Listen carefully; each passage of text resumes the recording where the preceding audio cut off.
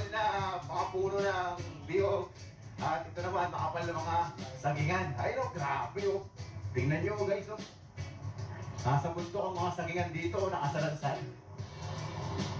At tingnan nyo kung gaano kaganda ang mga rock formation dito. Kaya no, grabe oh.